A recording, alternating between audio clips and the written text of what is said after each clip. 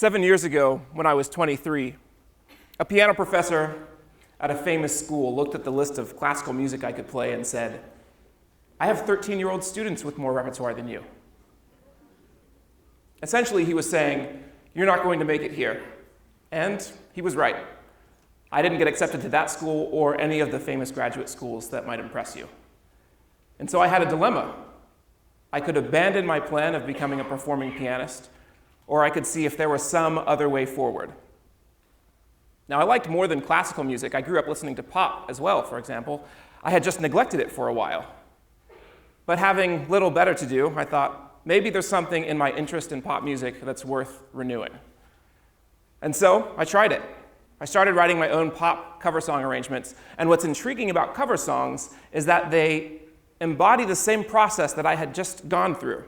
Because a great cover can take something that may be old and neglected and turn it into something that's new and cherished.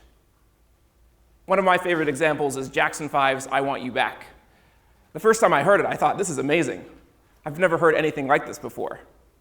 And I'm sure you've had a similar experience, but then you hear a song for the 10th time, and then for the 50th, and it ceases to be special. You know every vocal, every guitar riff, and every drum fill.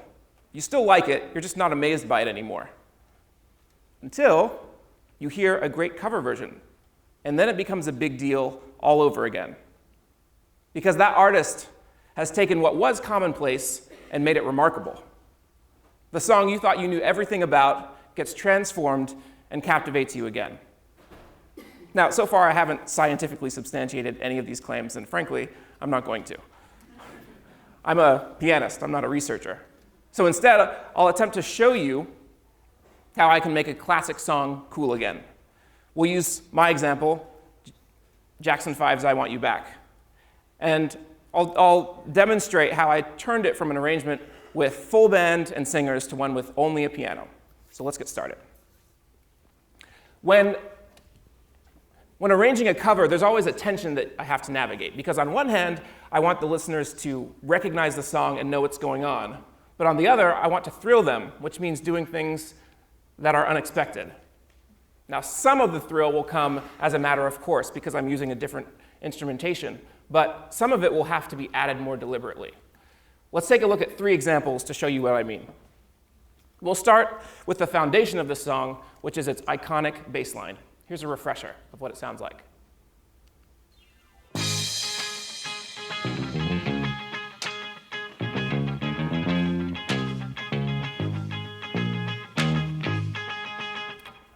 Now, the simplest solution would be for me to play that part verbatim.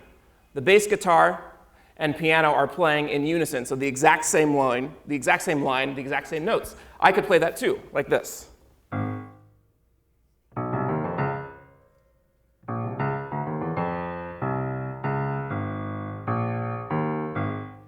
That sounds fine, but it sounds a little thin to me.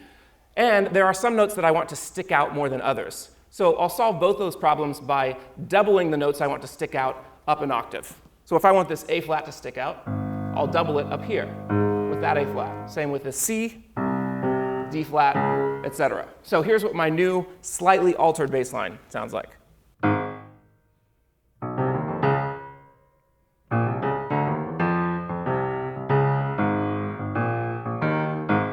All right, so now we have a bass line. Let's get to the first verse now.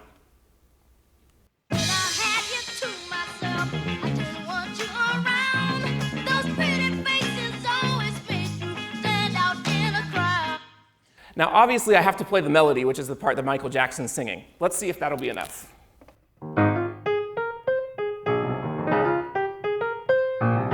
Now, to me, that has 2 problems with it. One, the right hand is too thin compared to the left hand. It's not full enough, doesn't sound thick enough.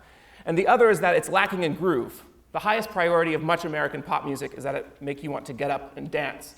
And so I need to have notes happening all the time, even if I don't know exactly where they're going to come from. So let's solve those 2 problems one at a time. First, I need to thicken the right hand, so I'm going to add another note beneath the melody. All right, there's that problem solved. It takes me a little longer when I'm actually working it out, but fortunately that work has already been done. Okay, now we need to add some notes somewhere.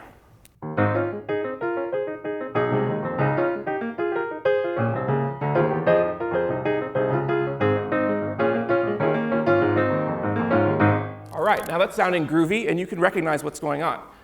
So far, we haven't done anything too crazy because I haven't had to. I've merely tried to recreate the feeling of the original with the piano. But when it comes to the second verse, I can't use the exact same strategies that I did on the first because it'd sound too similar and you'd get bored. So I'm going to use 3 devices to add some excitement. 1, I'm going to play the melody in octaves sometimes.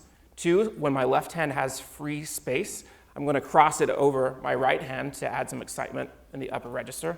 Why not? And 3, I'm going to add runs, so notes in quick succession in my right hand because it's exhilarating and it's fun. So here's what a bit of the second verse is going to sound like.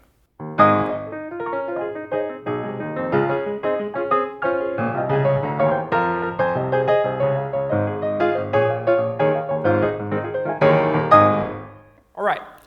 All this, you're going to get to hear much more in a second. All this and much more goes into making a cover version that ideally matches the quality and innovation of the original. And assuming that this version that I'm about to play does renew your interest in a song that's almost 50 years old, think about what's become commonplace for you that could be worth reviving. 7 years ago for me, it was an interest in pop music, but there's always something in my past that deserves another look, and I suspect there's always something in yours that does as well. And so as I play, ponder this question. What around you is lying dormant that's merely waiting for you to reawaken it?